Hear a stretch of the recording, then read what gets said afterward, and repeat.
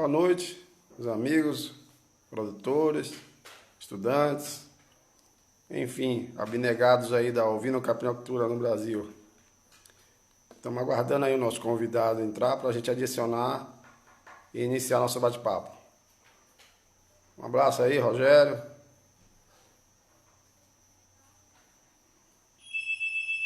Algumas pessoas participando aí.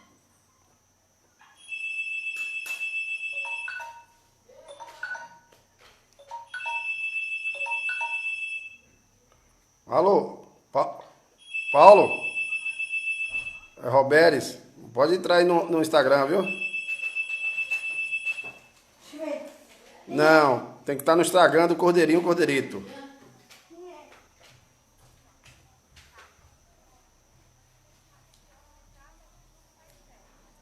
Não entendi. Aí eu adiciono ele. Tá bom? Quando você entrar, eu adiciono. Você tem que entrar no meu, Cordeirinho Cordeirito.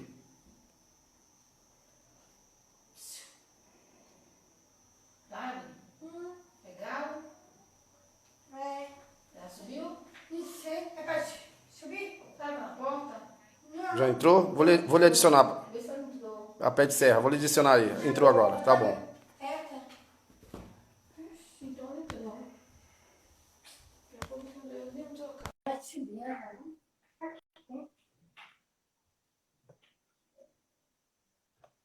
A gente vai só conforme a imagem. Quanto o seu Paulo Holanda? Boa noite. Ô, meu amigo. Tudo bem, Tá meu todo irmão? vendo aqui? No Instagram, abre para ele acompanhando. Já tá ótimo, já tá. Tá me Tudo escutando? bem, meu irmão? Estou só alinhando aqui para me ficar lhe vendo também, que eu não estou lhe vendo. Tá bom. A não ser que fique a câmera frontal, pode ser. Agora tem que virar isso aqui, a estrutura. Tá bom. Ou você pode ligar o Instagram aqui. Ele vai ficar com esse? Não, ele tá no... Pode Pois ficar pode com no notebook e Instagram. Quantas pessoas? 6 pessoas. Meu irmão, tá tudo bem com você? Tudo ótimo. Boa noite, Paulo. Antes de mais nada, Meu obrigado. querido, ainda não estou lhe vendo, mas vamos falando aqui que ela está ali, alinhando ali Tá. o notebook, para me ficar lhe vendo maior, para ficar melhor, tá certo? Tá bom? Tá bom. Tá. Obrigado por ter aceitado o nosso convite. E é um prazer lhe ver depois de algumas décadas, salvo engano. Tá certo, rapaz. É. Viu? Prazer Ô, Paulo. meu e da minha família. Nós temos uma história. Eu não sei se esses anos todos, 48 anos de dedicação, né? É um momento assim. Fazia dias que eu não participava de nada devido à questão também de muito envolvimento em viagem para o Piauí, para o Maranhão e para Roraima, para outros estados. Mas eu dei uma paradinha de palestra, né? Porque eu passava muito tempo dando palestra e agora eu me ausentei de palestra. Eu não estava aceitando muito, sabe? Devido à necessidade de estar aqui dentro, né? Tá entendendo? Mas no longo aqui nosso momento aqui, dessa hora, vai ter muito o que a gente conversar e revelar muita coisa, né? Tá entendendo? Com certeza. E, coincidentemente, nós nos conhecemos, coisa de mais de 20 anos atrás, salvo engano, em uma dessas palestras no Rio de Janeiro. Foi, do Rio de Né? Janeiro, exatamente. Correto. Pois é. A nossa metodologia, Paulo, é o seguinte: nesses primeiros 10, 15 minutos, você vai falar sobre o seu empreendimento, Certo. né, de forma resumida, se é que 10, 15 minutos pode dar, né, do que quando você montou a primeira pedra do pé de serra até o momento hoje seu. Então você tem 15 minutos, depois desses 15 minutos, a gente vai lhe fazendo algumas perguntas, um bate-papo, e as pessoas que estão participando, que quiserem fazer alguma pergunta por escrito, eu vou lendo e a gente vai tentando, na medida do possível, responder. A duração é de 1 hora. Se ultrapassar, não tem problema. A gente faz um complemento para fazer as considerações finais. Tá bom? Tá bom. Então, fique à vontade aí para você iniciar e falar sobre o seu empreendimento há 40 e tantos anos atrás. Eu não sei se você viu o título que eu dei a esse bate-papo nosso. Eu botei Figura de Pé de Serra superando as adversidades do abate de ovinos e caprinos no Nordeste, no Brasil. Tá Por certo. quê? Porque você é ainda o único ícone, salvo engano, se eu não estou enganado, Sim. que ainda está abatendo há 40 anos atrás. Porque o Baby Bode, lembra do Baby Bode Feira de Santana, né? Demais, Esse demais. fechou, né? Há 2 anos atrás, definitivamente. Está vendendo a planta ou arrendando, coisa parecida.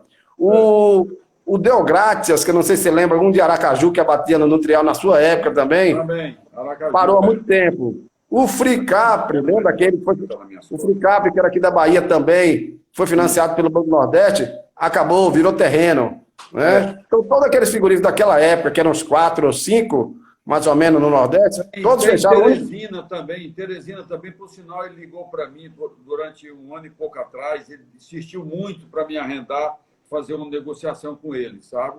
Tá entendendo? É o que o Ricardo está lá no Borregos, não? Eu não sei se o Ricardo está com ele em Teresina, mas ele tentou... Está lá com ele, Teresina, salvo engano. É o Borregos, viu? Mas, enfim, fique à vontade para falar sobre o seu empreendimento no início até hoje. Tá certo, meu irmão. Você diga aí, quando puder começar, você me avisa que a gente já começa. Pode começar. Pronto. Primeiro, boa noite. Eu agradeço muito esse momento de estar com vocês aqui para falar sobre o Pé de Serra, sobre essa vida, essa luta que nós temos há 48 anos, que se deu início numa época que realmente não existia nenhum tipo de corte no Brasil. Na época que eu comecei, existia o carneiro pendurado numa banca, partido no meio, que cortava de qualquer forma, né? Mas tem uma particularidade, uma coisa muito interessante, que é uma paixão de infância que eu tenho nisto. Porque eu comecei a bater carneiro aos 14 anos de idade. Isso devido a uma questão que meu pai proibiu de eu vir ver a minha namorada, que hoje é minha esposa. Ela tinha 13 anos e eu 14. E por conta disso, eu fui criado por um homem chamado Luiz Holanda, que é irmão do meu pai, que eu nasci na época pesando 6,2 kg, mas comecei dando trabalho desde que nasci. Então, isso aí, meu tio, eu cheguei até ele e pedi a ele 200 conto emprestado, na época era conto não sei o quê, para iniciar um negócio. E ele perguntou o que é que eu ia fazer. Eu disse, rapaz, tio, era meu segundo pai, eu vou começar a negociar. E o que é que você vai fazer? Eu vou comprar carneiro na feira de Quixadá, que é a nossa feira do Ceará, é a maior feira depois de Caruaru, e Quixadá tem uma feira centenária, né? Eu não era nascido, já vinha boi do Piauí, animais do Piauí, tocado a pé para ser vendido na feira de Quixadá. E aqui tem a estação de trem e também transportava os animais de trem na época. E eu, menino, a feira muito grande de Quixadá, na época que o carneiro não tinha nada registrado. Eram os animais mestiços, era muito morada nova, a raça morada nova. E, na época chamava-se o santinês de pelo de boi, né? Que era um carneiro vermelho e branco. A maioria era mais vermelho e branco que vermelho. Não existia carneiro preto nessa época ainda. E muita ovelha branca, muita santinês branca, né? Depois decidiram criar o nome da raça, que eu acho que o Brasil quase todo não sabe o porquê o nome santinês. O nome santinês se deu numa reunião decidindo o nome da raça aqui no Ceará, onde tinha uma briga muito grande com o pessoal da arte, não briga, mas briga entre os estados do Nordeste.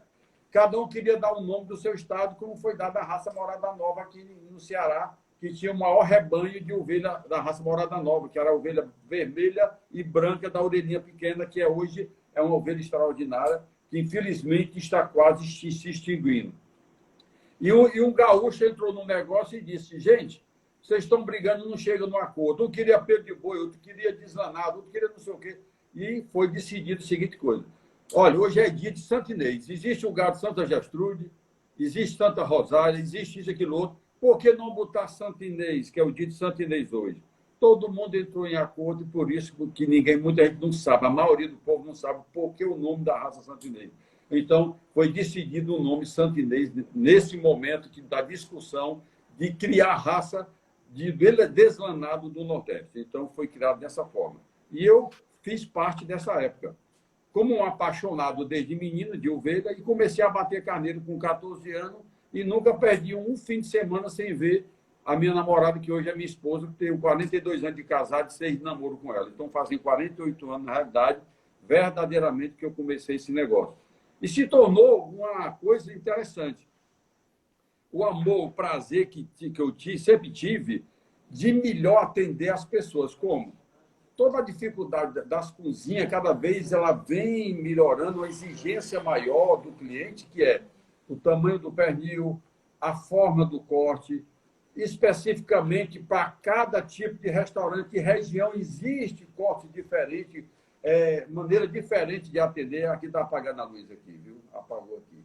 Então... Ô, Paulo, se puder botar a câmera mais próxima de você, que aí seu rosto fica um pouquinho para cima, porque está passando as letras das pessoas participantes, e aí alguém comentou que as letras estavam na frente do seu rosto. Tá dando para ver, entendeu?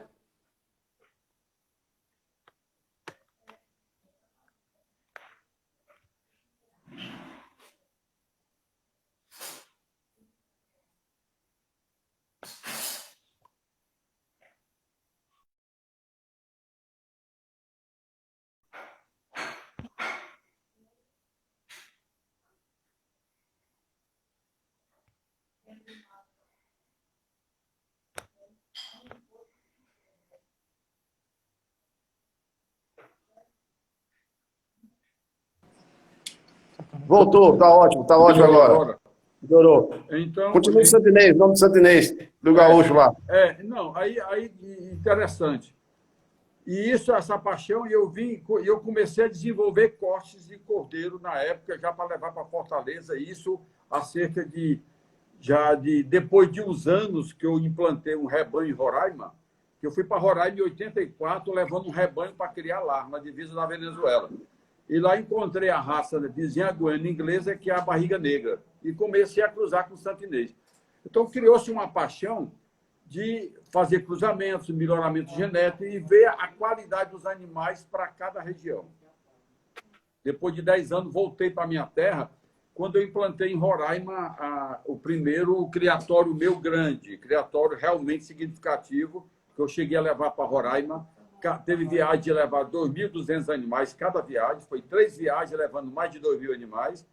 Levei uma época de avião, 980 animais num avião da Transbrasil, que até hoje a Transbrasil, esse avião ficou emprestado de urina, que ele ficou inutilizado pela urina dos animais, está entendendo? Certo? Esse voo para Roraima. E daí a gente vem nessa luta toda, mas o mais interessante de tudo isso, né? Foi quando eu vim de Roraima em 84, depois de 10 anos, eu digo, agora é hora de eu montar uma indústria realmente a primeira do Brasil.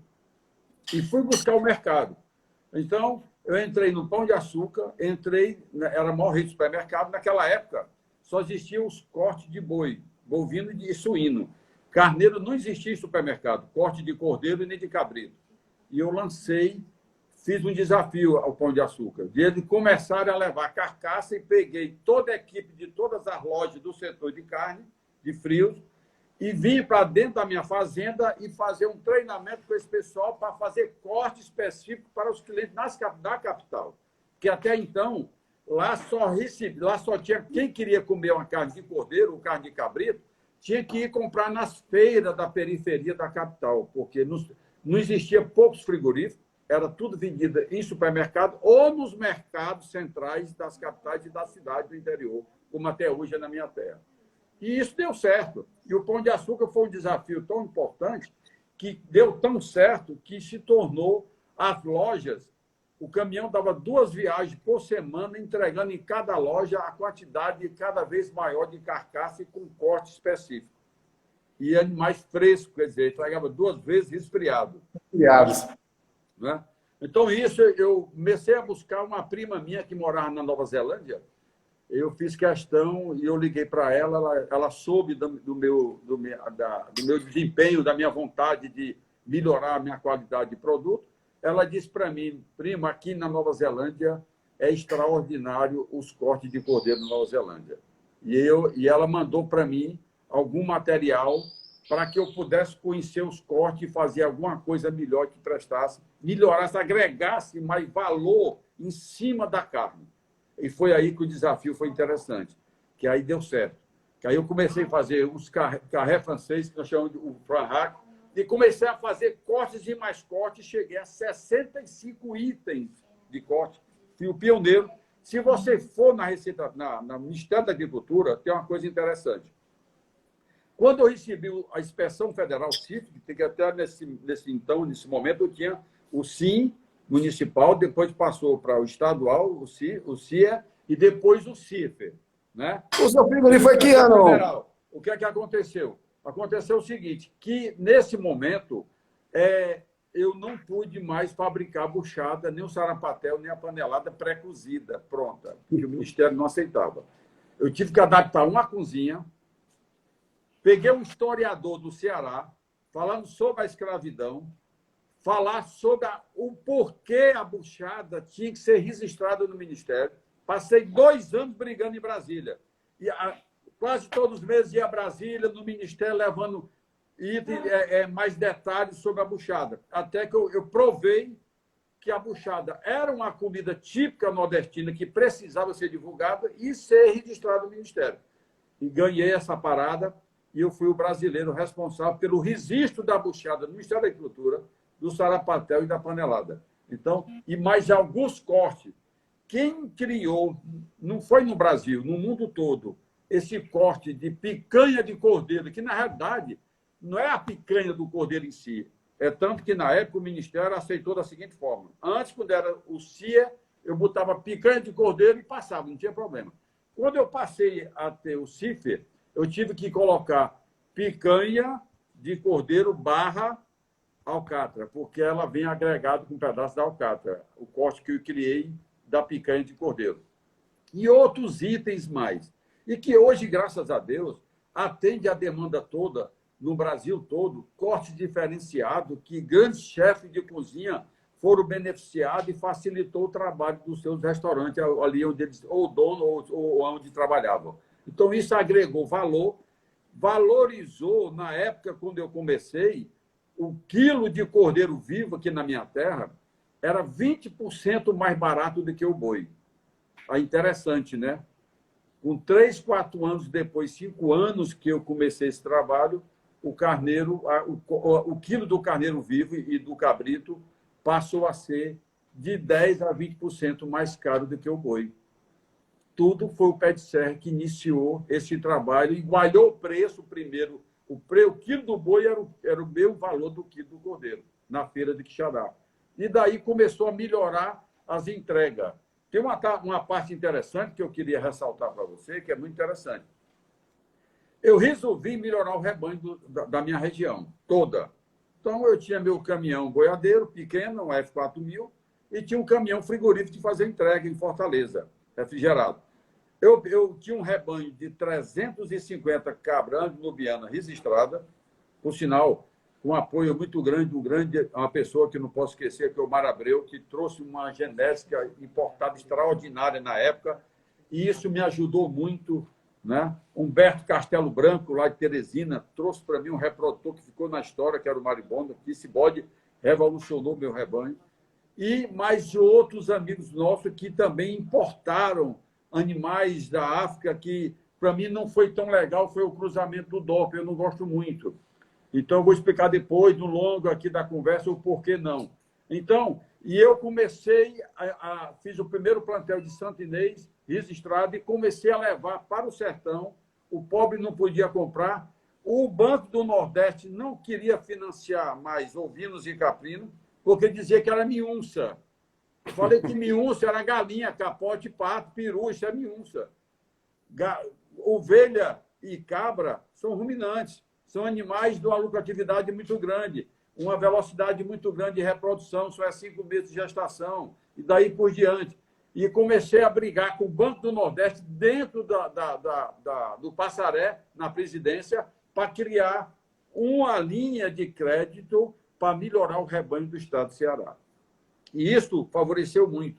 E eu comecei a levar para o interior enchia o caminhão com 20, 30 reprodutores uma vez por mês e rodava em cada região trocando 2 por 1. Como? Pesava o meu reprodutor com a balança em cima, chegava numa fazenda de uma pessoa humilde, olha, está aqui um reprodutor puro, se ele deu 50 quilos, você dá 100 quilos de animais de peso vivo pelos 100 quilos, pelos 50 do peso do animal, do reprodutor puro.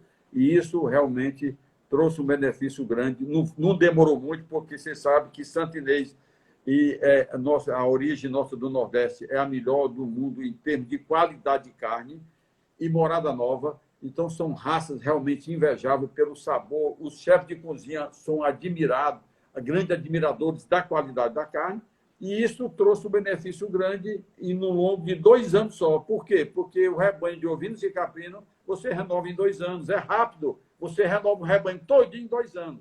Então, assim foi a trajetória. E o pé de serra hoje, para encerrar esse início, o pé de serra hoje, simplesmente hoje, o pé de serra está fazendo um investimento grande, porque eu consegui, Deus colocou na nossa vida aqui da família Pé de Serra, um homem chamado Raimundo Cordeiro de Freitas, que é de Russas, é um homem, um grande empresário, tem 16 empresas. A gente tornou-se um grandes amigos dentro de uma feira lá em Juazeiro. Ele empolgou com o meu trabalho, eu também empolgado com a maneira de investimento dele, e eu acabei vendendo 50% da indústria Pé de Serra para o Raimundo Cordeiro. Com isso, o Pé de Serra agora está passando por uma reforma de um tamanho que você não acredita, sem fechar. Nós estamos duplicando a capacidade das câmaras, tudo nova, está trocando tudo que é câmara frigorífica, duplicando o tamanho da área de beneficiamento. Enfim, trouxe uma pessoa realmente do sertão, apesar que mora na capital, mas um grande homem com uma família extraordinária, ele visa muito essa questão de emprego, de melhoramento, de todo mundo, de investimento. Então, eu fiquei muito grato, primeiramente a Deus, e agora com o Raimundinho, sem precisar de banco, nós estamos investindo na ordem de mais 2 milhões aí na indústria, para que ela venha atender melhor a demanda da nossa região e do Brasil todo, voltar a fornecer para os grandes centros. Quem sabe, para você mesmo, eu gostaria muito de começar a mandar alguma coisa para você em breve. E a gente está aqui, vai disponibilizar um material, um produto de muito mais qualidade daqui para frente. Né? Pois é. Eu queria aproveitar e, falando nessa trajetória, o Pé de Serra surgiu quando? Foi quando recebeu o certificado da Inspeção Federal? Foi quando? Foi ainda na década de 90? É o seguinte, o Pé de Serra iniciou em 84. 84. Foi quando eu voltei de Roraima, aonde eu estou gravando com você agora. Eu estou no meu escritório. Isso aqui é o escritório central da empresa. Aqui são 6 pessoas que trabalham comigo, filhos, genro e mais uma pessoa, um gestor que o meu sócio colocou aqui dentro, que é o Roberto, que é um economista que trabalha com a gente. Mas o Pé de Serra, eu comprei essa propriedade quando eu vim de Roraima, no pé de uma serra, entre 2 serras, na beira da BR-122, onde eu criei esse nome no meu Pé de Serra, porque é uma música do Luiz Gonzaga, e daí eu coloquei o nome do produto Pé de Serra. Então, eu comecei a bater o cordeiro aqui, já lancei o nome Pé de Serra, com esse nome, e eu comecei, na realidade, um trabalho engraçado. Eu fiz simplesmente um abatedouro dentro de onde eram as baias, um estábulo de vaca. Fiz uma adaptação e comecei dentro dela de uma coisa totalmente assim, bem precária. E eu comecei a bater 150 cabritos e cordeiro por semana. Em menos de um ano, já estava abatendo 1.000 animais por mês. Eu fazia o kit cabrito, kit cordeiro, que era numa caixinha e ia completa com 8 cortes dentro, né? Certo? E a buchada de cordeiro do Pé de Serra, levei 2 anos e meio para acertar o sabor e a qualidade dela, a receita dela, que hoje ninguém consegue fazer igual até hoje. E ela não fica nada. Hoje eu tenho um déficit muito grande para entregar de buchada, não consigo atender 30% da demanda da buchada Pé de Serra. Né? Eu te perguntei o ano, porque, veja só, praticamente, quando você começou, e os outros que já fecharam, ficaram no meio do caminho, foram os inovadores, e foram tudo. Nem o Ministério sabia de nada, nem o Banco do Nordeste sabia de nada, era tudo tentando construir, copiando bovino ou coisa de fora. E vendo papel, que naquele tempo não tinha internet, não tinha nada, era mais um desbravamento mesmo, né, nessa época Com da certeza. expressão. E eu me lembro muito bem que você descia daí de Pernambuco, que era outro problema que eu vou lhe fazer uma pergunta agora, se você já está preocupado com isso e pensando e planejando isso. Você descia lá do Ceará, em linha reta, para vir cá para a Bahia, para pegar animal para sustentar seu frigorífico. Exatamente. Que era outra dificuldade que você passava. Naquela época que acho que você chegou a matar não sei quantos por mês, já estava matando. 3.200 nessa faixa. Exatamente. E você preocupado, você falou uma vez para mim, que eu bem lembro disso, diz, rapaz, eu tenho que descer lá porque não tem animal. Então, baseado nessa história, eu já aproveito e lhe pergunto que isso ainda continua sendo um problema, que não deveria ser problema mais. Não só no Brasil, como também no Nordeste. E mais no Nordeste, apesar das tecnologias ter chegado rapidamente, as tecnologias de nutrição, de reprodução, mas ainda a gente tem esse gargalo. Que esse gargalo hoje está sendo vários frigoríficos no Sul e aqui tentando, digamos assim, reduzir, mitigar com as questões dos confinamentos, dos terminadores. Então, hoje já existe no Brasil algumas pessoas terminando para entregar frigorífico. E já existe frigorífico fazendo parceria com terminadores para poder garantir essa matéria-prima regularmente de qualidade. Aí eu lhe pergunto, como é que você está planejando isso hoje? Como é que você está, essa obtenção de animal, como é que continua aí? Hoje e no futuro, o que é que você pensa? O que acontece hoje é uma coisa que parece que as coisas quase que não mudaram nada durante esses anos todos. Por quê? Primeiro, a cadeia desorganizada. Certo? Um exemplo, o cara prefere vender as ovelhas, às vezes prenha, para comprar ração para dar à vaca. Primeiro que entra é as ovelhas, é amojada, é marrana, ninguém respeita nada. Vai para o abate, ele está precisando de dinheiro, o cara não vê para tirar a cabeceira dele e realmente fazer um trabalho, precisando de assistência técnica que nós não temos. O homem que fez o melhor trabalho que eu conheci até hoje chama Cirilo Pimenta, o ex-prefeito de Xerambi. Colocou mais de 20 técnicos nas propriedades. Ele sabia quantos borregos nasceu e cabrito nasceu no mês no município dele. Sabia quantos tinham morrido. O controle de verminose. Tudo no mundo ele tinha com seus técnicos de moto dando assistência em todas as propriedades.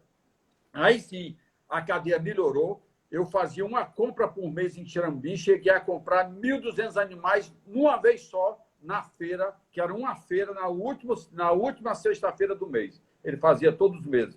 Eu cheguei a comprar 1.200 animais de um dia só. Então, quer dizer, o que falta são os políticos nossos governantes, se preocupar com o pequeno, que é a base de onde cria caprinos ouvindo, não é os ricos, não. São os pequenos, que eles precisam de assistência técnica, que esse negócio de dar palestra dentro de sala, eles não aprendem nada. Aprende se for dentro do seu chiqueiro, do curral. O técnico vai lá, ensina como é os procedimentos, logo que o cabrito nasce, o borrego, ele ensina para ele a hora certa de apartar, ensina qual é a ração certa, de quantos, a porcentagem de proteína para ele fazer, se é energético, se é proteína para aqueles animais para fazer a terminação. Para esses animais antecipados chegar no abate com 6 a 8 meses, no máximo, já está com peso ideal para isso, né? Você está entendendo? E o detalhe mais interessante disso aí é que nós, hoje, a clandestinidade do Ceará, 99% do abate do Ceará é clandestino, meu irmão. E que da fiscalização? Aqui tem 10 órgãos que fiscalizam as indústrias, os frigoríficos.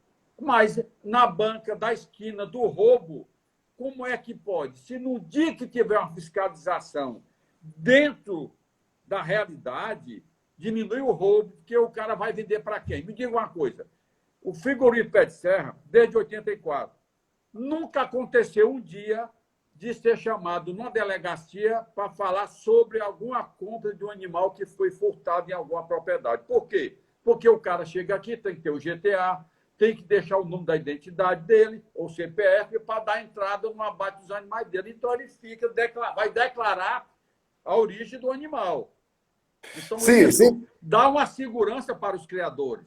Então, nós precisamos nos unirmos mais para cobrar essa fiscalização, onde vai dar uma segurança nas propriedades. Então, nós vamos fazer que o pequeno, o grande e o médio criem com mais qualidade e despreocupado com roubo, porque vai ser uma maneira de proteger o produtor dessa forma. Você está entendendo? Com certeza, Paulo. Mas eu aproveito, você falou duas coisas aí, e eu vou fazer um comentário. Eu não sei se você chegou, inclusive eu fui o consultor e participei da equipe que idealizou em Brasília, que tem muito a ver com a cadeia, tem muito a ver com assistência técnica, que foi um projeto chamado Aprisco aqui no Nordeste. Exatamente. O Sebrae assumiu isso aí. Pronto. Então, nós criamos isso lá no Sebrae Nacional, em Brasília, e depois foi para todos os estados do Nordeste, que eu julgo o único projeto até hoje, de 2001, que foi em 2001, salvo engano, 2002, por aí. 2001, exatamente. Foi o único projeto que funcionou e que deu, que hoje a gente colhe frutos. Né? Inclusive, ele tinha essa questão do agente de desenvolvimento rural, né? Aí, que é o chamado ADR, que era uma espécie de uma pessoa da comunidade para cuidar das questões ligadas ao pequeno produtor e trazer para as demandas da cadeia produtiva e assistência técnica, porque era a Fundação Banco do Brasil que ajudava nessa coisa toda. E hoje, Paulo, eu estou muito alegre, porque eu estou vendo de um ano para cá, salvo engano, 1 ou 2 anos, o Senar levantando essa bandeira e tomando essa bandeira para si. Então, o Senar hoje, pelo que eu vejo aqui na Bahia, pelo que eu vejo em outros estados, ela não está só naquele cursinho, aqueles treinamentos que o Senar fazia um atrás do outro em sala de aula. Eles estão botando técnicos na roça com os produtores de caprinos e ovino e de outras cadeias produtivas. Então, eu acredito, nosso amigo Saboia aí, né, que já fui aí em Ceará fazer umas palestras a convite de Saboia, não sei se ele ainda continua aí na frente do Senar aí, do Senar de Ceará. Ele está na federação. Tudo a ver, que a Senar é ligada à federação, né? Então, eu acho, e ele vai fazer, o Senar aí, se não está fazendo, vai fazer um bom trabalho de assistência técnica, realmente aí com recurso, inclusive do governo federal e do próprio recurso que o Senar tem, vai fazer um trabalho todo. Agora, precisa a cadeia produtiva do estado do Ceará de ovino caprino, não sei se a comissão aí comissão não, a Câmara existe, ou se existe, se funciona, porque tem lugar que tem e não funciona, né? Se funciona para poder fazer as demandas chegar ao Senar, né? Ou então como é essa interlocução, o Senar com, digamos assim, a própria Associação de Caprinos e Ovinos do estado do Ceará, né? A COSES, salvo engano, enfim. A COSES eu fui presidente dela durante 5 anos consecutivos. A Associação do estado do Ceará. E vocês mesmo do Pé de Serra pode fazer essa interlocução direta com o Senar. Entendeu? E eu tenho certeza que o Senar vai atender de imediato, porque essa nova filosofia do Senar vai de encontro a essa questão ligada ao mercado, que não adianta treinar o cara, treinar o técnico, treinar o produtor, orientado, assistência, e não ter a quem vender e continuar comercializando como comercializa de 50 anos atrás. Né? Então, tem que ser comercializado pelo frigorífico, até para não existir essa questão que a gente vai falar lá na frente, questão do abate clandestino, que é muito sério no Nordeste, entendeu? Que atrapalha muito a indústria, que deixa de gerar emprego, deixa de gerar renda, e muitos frigoríficos no Nordeste estão fechados por conta disso. E ficaram no meio do caminho por conta disso. Muitos. Mas com toda certeza, com toda certeza. E outra porque a demanda até hoje eu ainda trago animais da Bahia, né? Eu trago da região da Bahia, trago alguma coisa do Pernambuco também, certo? Mas hoje a maioria ainda vem do Ceará. Mas hoje há uma deficiência, um déficit muito grande pelo seguinte: o rebanho não está acompanhando o aumento do consumidor. Quando eu comecei o frigorífico Pé de Serra, o consumo per capita por ano, por habitante no Brasil, não chegava a 250 gramas por habitante. Então, hoje, já está praticamente, talvez, não é 100%, mais de 1000% a mais o consumo. Isso, você tem uma ideia, foi feito um estudo para... Tem uma revista que eu não lembro o nome agora, não recordo, ela fez uma matéria sobre os restaurantes no Brasil, isso no ano passado, onde mostrou que os restaurantes que tinham para oferecer ao cliente carne de cordeiro e de cabrito, ele estava em melhores condições de quem não tinha. Tinha mais frequência, tinha mais venda, ele estava em melhor situação. Quer dizer, isso é interessante, é importante saber disso, o quanto que é importante a carne de ovinos e caprinos no Ceará. Então, isso é uma coisa realmente que traz uma satisfação para a gente, a segurança do investidor, de quem entrar, ele nunca vai ter problema de venda nos seus animais que ele venha produzir. Ele sempre vai ter uma quantidade de comprador que ele nem imagina.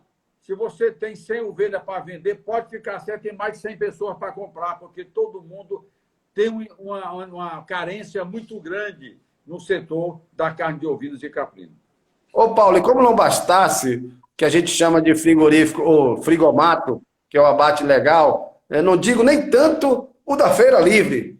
Eu digo aqueles que abatem, botam no fundo do carro e entregam no restaurante lá no fundo, né? Ou no bar, ou no que for. Mas também hoje já tem, olha o nível que nós estamos chegando hoje. Isso eu já vi, eu conheço e já vi aqui na Bahia e no Ceará também, na sua terra, e gente já rotulando produto clandestino. Clandestino que eu falo assim, não tem inspeção sanitária. Eu conheço aí no seu... Mas é verdade, mas eu conheço muitos. Um exemplo. Entendeu? Muita gente me procura aqui. Um dia desse, ano passado, eu cheguei num restaurante, eu não vou citar nome, que se não devo só fazer isso, mas uma pessoa da Conab veio aqui me vender os animais e não deu certo o negócio com ele, queria que eu abatesse para ele vender em foto. Eu digo, rapaz, eu não faço esse trabalho. Então, eu estou num restaurante tradicional, antigo, que me compravam, ele estava lá descendo com os baldes daqueles que vem com manteiga, margarina, cheio de carne dentro do balde, entregando no restaurante. Ele olhou para mim e disse, rapaz, isso aqui é só uma experiência. Eu digo, não, de nada a ver com a tua vida, não. Tu vende tua carne clandestina e tudo aí. Não, mas já tem outros empacotando a vácuo, botando rótulo e tudo. Sem nenhuma inspeção sanitária. Quer dizer, nem um SIM, nem um CI, nem CIF, nem CISB, nem nada. Entendeu? Quer dizer, por falta realmente... A nossa associação, aí, que ora já está 1 ano e 6 meses nessa labuta aí, é uma das metas nossas, inclusive junto ao Ministério, junto à Anvisa, junto às prefeituras, junto aos estados, junto aos frigoríficos parceiros nossos, fazer um trabalho de sensibilização, um trabalho muito forte de sensibilização no mercado consumidor e com esses órgãos de defesa sanitária e de fiscalização sanitária, para a gente mostrar que existe plantas frigoríficas no Nordeste, no Brasil, produzindo produtos e que não é muito caro. E o que é pior, ou o que é melhor, existe já hoje várias plantas frigoríficas querendo ajudar até esse processo de redução do abate clandestino. Como? Abatendo os animais vivos, carcaça, não fazendo corte, mas fazendo as carcaças, entregando até feirante ou entregando até restaurante, porque, de qualquer maneira, você já melhora o seu custo, digamos assim, de produção dentro do frigorífico e não lhe empata, porque você sabe que abater 100, 200 animais só em carcaça é rápido. O que demora dentro de uma planta frigorífica é fazer cortes, empacotar, congelar e tudo mais. Então, a gente quer até apresentar essa proposta ao Ministério da Agricultura, em breve, ainda antes de dezembro, mostrando a ele que dentro da associação existem frigoríficos dispostos a colaborar com a redução desse abate no Brasil, ou principalmente no Nordeste. Mas você tem que entender que a questão não é só essa, não. A questão também é a questão sanitária, de saúde. E saúde pública, exatamente. Se você está consumindo um produto que teve a sua origem, ter a qualidade pela a idade, se o animal está apto a ser abatido ou não, se está doente, como é que está a situação.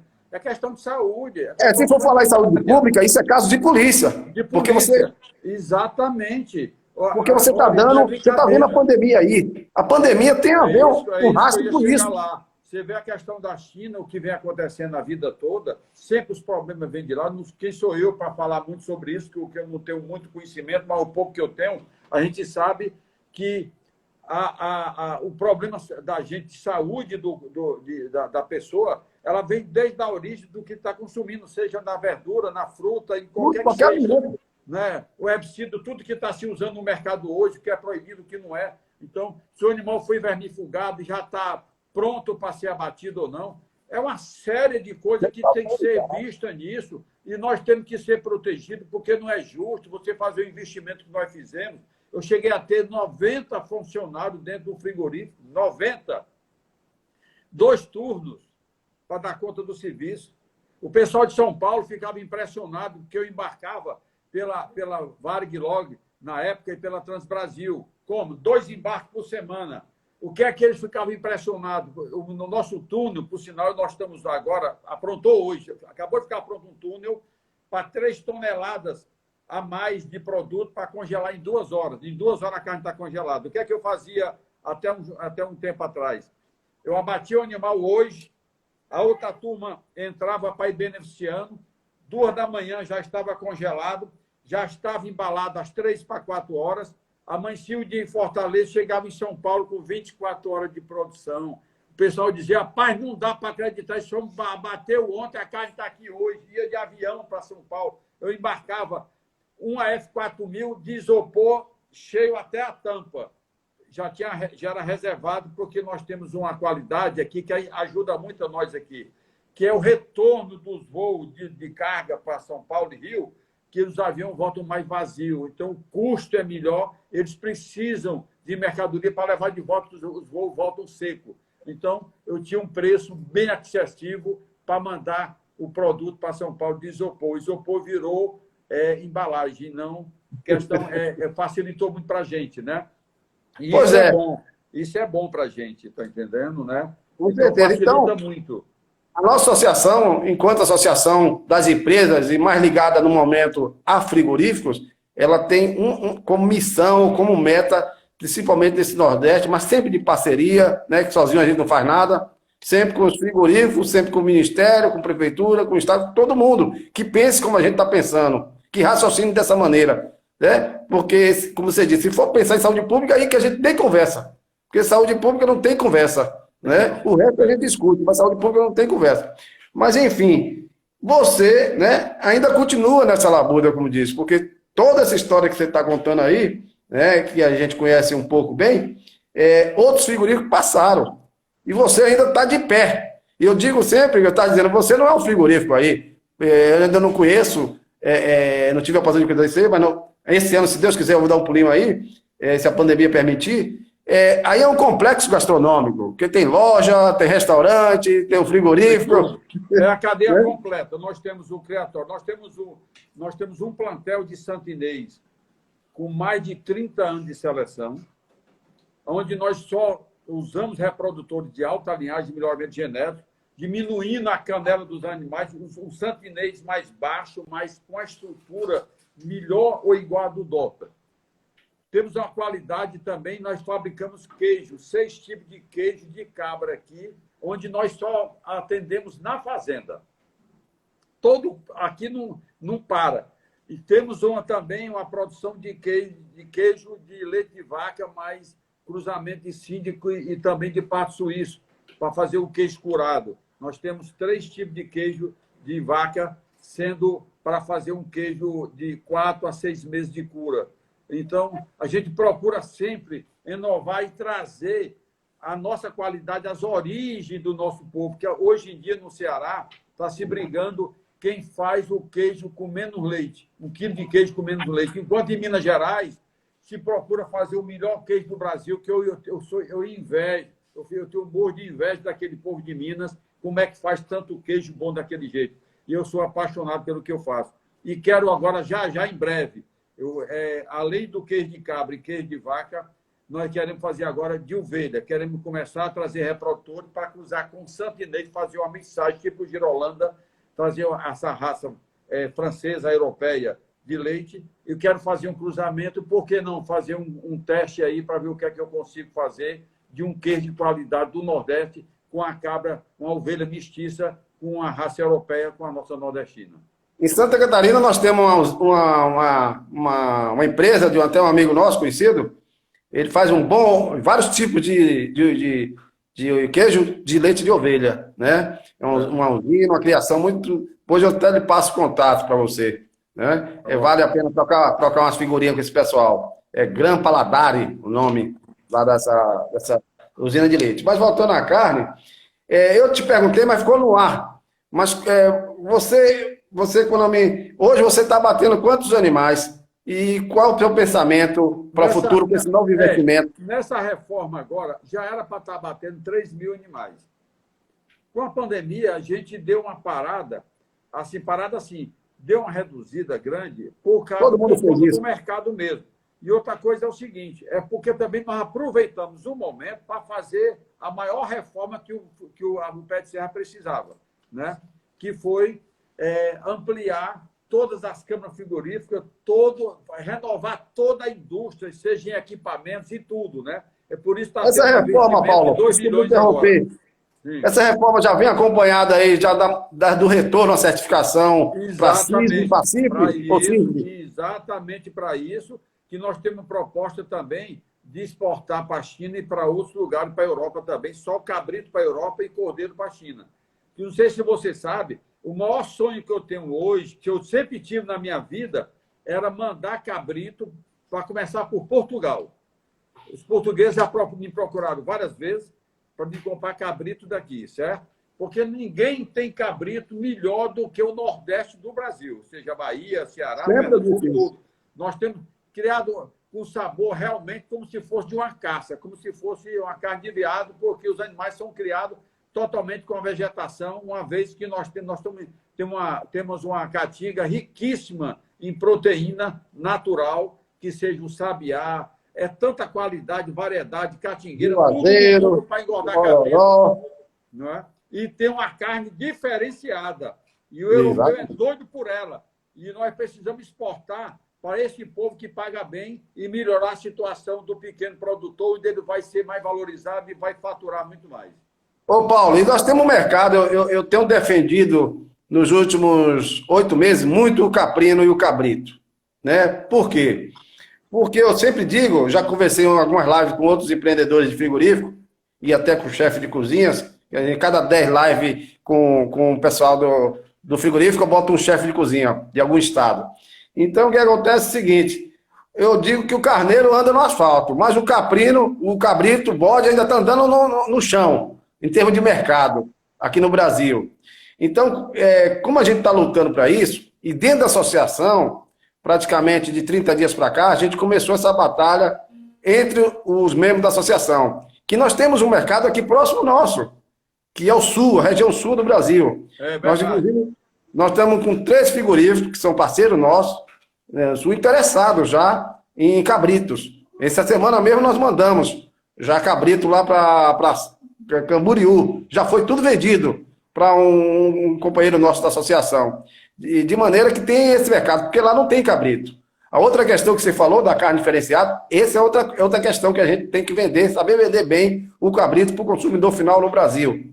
Então a carne de cabrito ela tem que ser vendida não como a carne de ovina, que se presta mais, digamos assim, o ovino hoje no Brasil, ele já está muito evoluído na questão da alimentação, na questão da nutrição, no confinamento, na terminação, até por conta das raças da região sudeste, sul, né, os lanados. Então eles evoluíram muito, e também nós aqui do Nordeste evoluiu muito também com o deslanado, nessa questão da alimentação e reprodução. Mas o caprino não, o caprino a gente não... cada vez mais me fortalece a ideia que o caprino não deve evoluir para esse caminho que o ovino evoluiu. O caprino a gente tem que vender como uma carne diferenciada. Ainda falo para o pessoal lá do Sul que no momento ela pode ser até o preço igual, mas tem que ser mais caro. Aí explico as vantagens por quê. E uma das vantagens, além da questão nutricional da carne, você acabou de falar aí, é uma carne diferenciada que tem que ser vendida como uma carne porque ela realmente tem um gosto diferenciado por causa da alimentação dela. Então a gente não vai botar o caprino... Mas não é a questão só do sabor. A questão do ovino e do caprino deslanado, o carneiro santinês e o morada nova, eu quero ressaltar uma coisa interessante. Tem 35% de gordura a menos do que o europeu, que é as raças de lã. Uma vez que o animal de lã, ele tem a gordura para proteger do frio, além da lã, ele tem a gordura para proteger do frio. Onde o deslanado... A origem desses 500 anos de colonização do Brasil, ele surgiu naturalmente nos cruzamentos das raças que veio da Europa e da África, de todo canto. E deu deslanado, que ele não tem lã, ele tem pelo, igual o boi. Ele se adaptou. Pelo de boi. Outro detalhe é o seguinte, 35% de gordura a menos, com um sabor bem diferenciado. E tem um detalhe, a carne de cabrito, ela tem menos colesterol do que o peito de frango. O de cabrito, eu estou falando, o de cabrito nosso nordestino. É o melhor carne para dieta. Ela tem, a única coisa que o consumidor não pode consumir ela, são duas coisas que são diferenciadas. Um exemplo, o queijo de cabra, ele não contém ferro. Então, a pessoa tiver problema de ferrentina, qualquer coisa, problema de saúde, pode comer queijo de cabra à vontade, que ele não vai afetar ele. Já a a carne? carne de cabrito é a carne de todas as carnes que tem mais ferro, é ela. Então, já não serve para essa pessoa. Mas serve para quem é anêmico. Então, é o seguinte, a merenda escolar, para você ter uma ideia, é uma vergonha.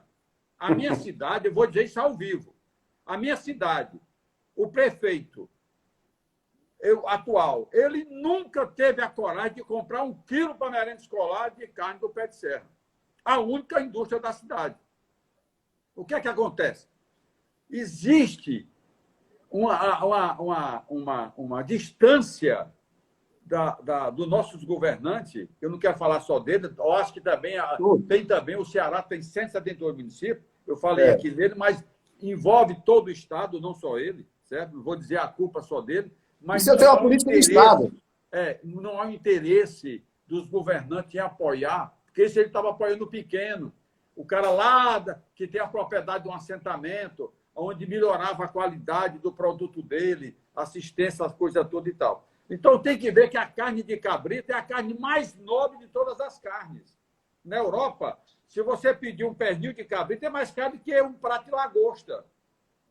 Todos os amigos meus, minha família que vai para a Europa, peço, olha, vai e pede o cabrito para ver como é que está o preço, compara para mim. E trazem fotografia, trazem tudo, mostrando o custo de um amigo meu que é médico, pegou um trem, bala daquele ali, saindo da Inglaterra, entrando ali na Europa toda ali, e ele, nesse trem, ele pediu no restaurante um pernil de cabrito. Ficou impressionado com o preço, mas também disse que compensou pela qualidade do prato que foi feito. Eu não sei se você sabe, mas o Pé de Serra tem um cardápio muito extenso, onde 90% das receitas foram criadas por mim.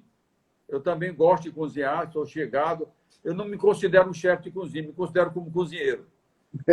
Já tenho um filho meu que hoje está cursando medicina, tem 10 anos formado em administração. Esse é o verdadeiro chefe, eu digo que ele é chefe, aprendeu com o pai, mas ultrapassou. O bom professor, o aluno passa do professor.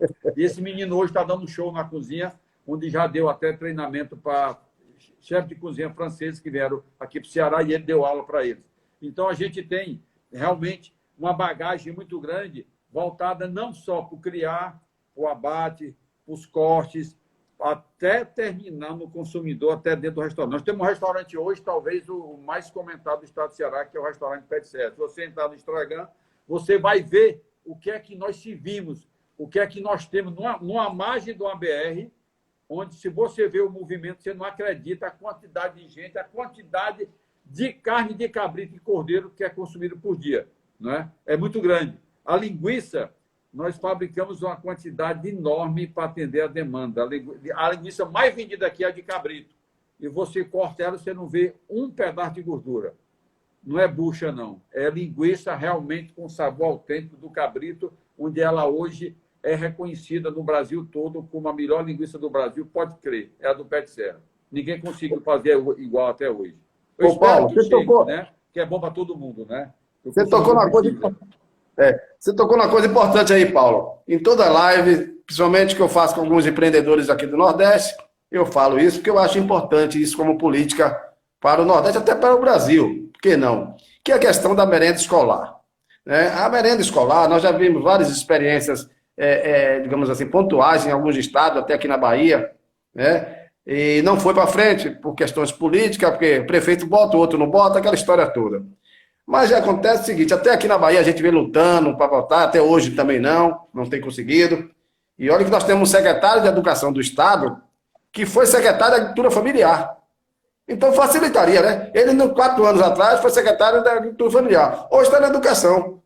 Né? Aí conversamos, já vamos para o 2º ano, quer dizer, 3º ano de governo e ainda nada. Né? Ainda não encontrei ele pessoalmente, que eu mando por WhatsApp para ele as ideias, né? E não deu. Por quê? Eu acho porque é importante para a merenda escolar. Você acabou de falar da história do ferro, que é uma questão de saúde. Então, nós temos um problema também E a com nossa... proteína, né? São as carnes além, que têm claro. mais proteína. Além do ferro, tem a proteína também. Então, o que acontece?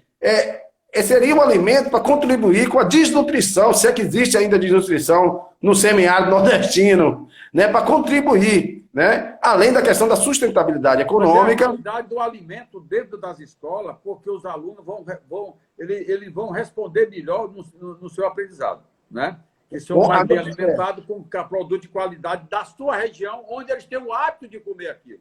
Que isso é interessante, que nem à toa que o governo, o MEC, sempre recomendou que a merenda escolar ela fosse voltada regionalmente para cada região pelo consumo que as crianças têm costume de comer no dia a dia. Aí bota uma coisa que não tem nada a ver com aquela região dele. Não, eu vou até mais adiante.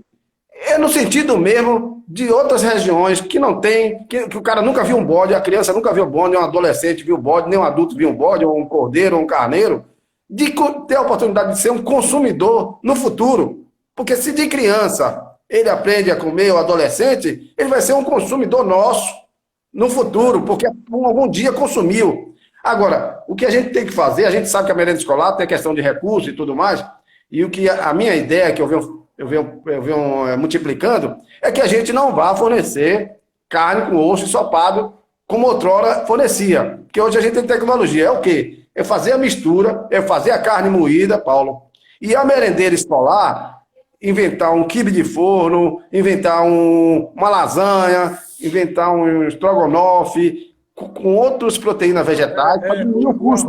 O arroz de cabrito, o arroz de cordeiro, é o mais simples e o mais gostoso, mais fácil de fazer, certo? Porque vai a carne moída já, certo? Pronto. Diminui o custo da merenda, né? Preparada no instante já pronta dentro de 15 minutos, certo? Isso aqui foi desenvolvido aqui no Pé de Serra, esse prato, que hoje é campeão. Aí você tem uma ideia, tem um detalhe interessante que você não pode esquecer.